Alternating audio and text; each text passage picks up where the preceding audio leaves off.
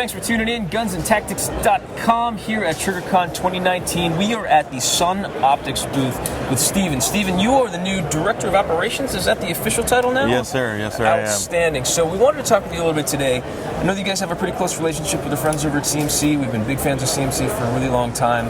But I didn't really know much about Sun Optics at all. So I was hoping you could give us a little bit of overview of the company. I understand you guys are under some new management. We are. And going into a completely new direction for your optics line. So if you can give us a little bit of background and maybe run us around the table and show us what you have. Yeah, sure thing. Awesome. So Sun Optics has been around for about 10 years. We had kind of a regime change. We took over the company earlier this year.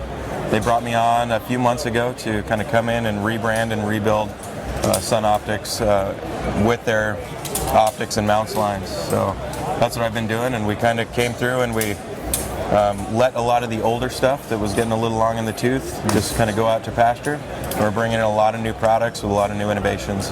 Outstanding. So that's what we're up to. So let's talk about some of the new, because that's really what Triggercon is all about, is showing the new innovative stuff. Exactly. So starting from a ground-up company, it sounds like you can be pretty nimble, pretty innovative, and just kind of get the motors turning pretty quickly. Very much so, very much so. Yeah, because we are a small organization and we are a family of companies, we can flex and move quickly in the direction that markets are going, or as far as products that people want, we can go through rapid prototyping phases and we can come out with new stuff very, very fast. Awesome. So we have a couple new options that you guys are showing. This is the first time this has been seen in the public. Is that Triggercon? Yes, sir. This is the first time anybody outside of our organization has seen any of these dots.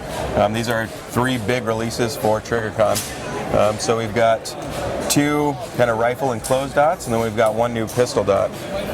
The first dot is the 30mm wide angle dot. So we're getting about 40,000 hours of battery life off this. It's about 4 years of constant on time. You can turn it on, put it in your safe, come back 4 years later, and it's still on.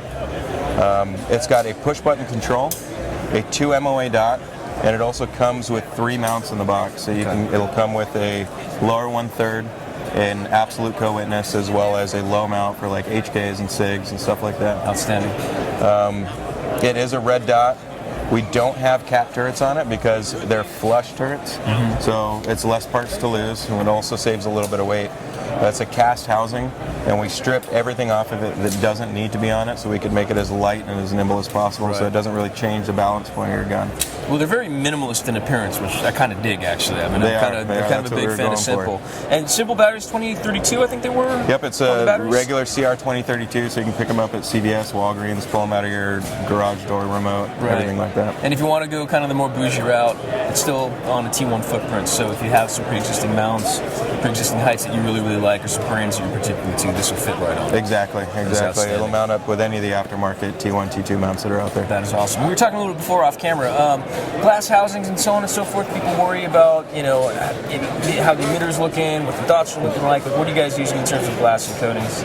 So we've got kind of our own proprietary coating that we're using. A lot of the dot coatings that are out there right now actually have an IR filter element to them. So all of our dots are night vision compatible, but a lot of times when you clip like a set of 14s or something like that behind your dot, the image kind of dulls down. It's because that coating on the glass is choking down on the IR light that's coming through it. Okay. So by changing that, we don't have that issue. It's IR clear. It's like there's nothing even there.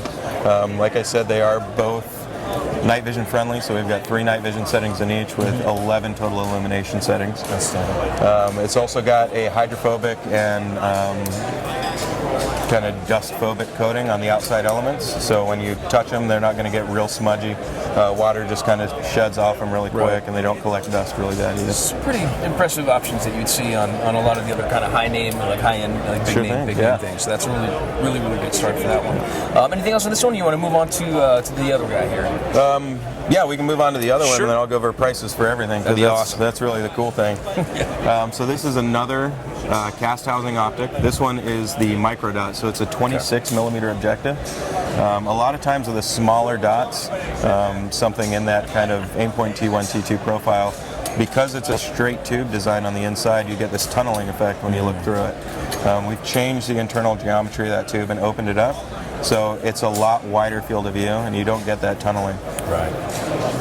This one runs off a rheostat, so being as it's a rheostat or a mechanical switch, we can actually save energy that's going through the dot itself. So we're getting 50,000 hours of burn time on that dot because the switch doesn't absorb any extra energy. So 10,000 hours more than on your Yep, on your 10,000 hours that's more. So outstanding. 5-year dot basically. Very nice. 2 MOA dot.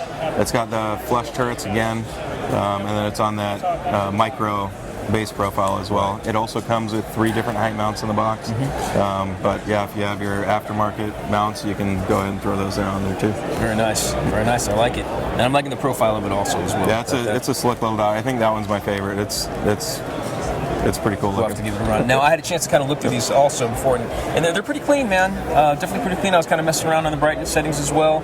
Not seeing a ton of bloom, not seeing a lot of like backwash to the back of the and lens. a lot like of that you kind has to do with the new coatings that we're using as well. Very nice. Yep. Okay. And we also took our emitter diodes, and I don't know if you noticed when you were looking through it, but we sunk them down into the housing. So a lot of the dots that you look through, it's got like a little bump inside your sight window. Yeah. So we got rid of that. Now it's just a nice clean circle, and there's nothing inside that is obstructing the view. Yeah, I like it. I like it. All right, how about number 3? All right, number 3 is our new pistol dot.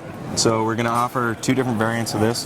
This is our 4 MOA variant, and we're also doing a 7 MOA variant. It runs off a CR2032 again, and it's also one of the lowest profile as far as the erector housing in the back here goes of any of the pistol dots in the industry. So if you were to put this on a slide that's cut for an RMR, which this is an RMR base pattern, put it on a slide that's cut for an RMR, you can actually co-witness with stock sights. You don't have to put suppressor sights on it. Very nice. Yeah, that's very cool. But we've also widened the window out a little bit and changed the coating on the inside. So pretty much all pistol dots that are out there, or if not all, most, they have a coating on it that completely blocks infrared light from going through.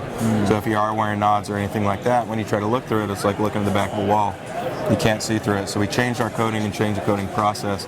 So now it's IR clear again, and we put 3 night vision settings into this dot as well. Wow, that's pretty outstanding. And like most of the RMRs, you're still going to have to take it off. Battery access is going to be from below.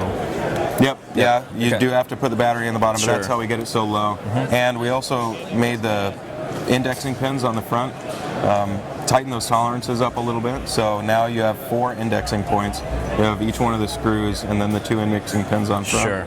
So when you take it off and put it back on, the zero repeatability is awesome. It goes right back to where it was. As well as the durability of the armor on top of it, because you're dealing with shear issues also. So Exactly. you've got the pins on top of there, and it's not just putting the stress based on the screws. Yeah, That's going to make a lot more sense. If you don't put the pins on there, then you're going to pop screws every time. Everybody wants to rack their slides on tables. Yeah. And that's what busts screws. Absolutely. Very nice. Okay, so big question then. We're talking price point, right? What is our market here? Who are we trying to capture?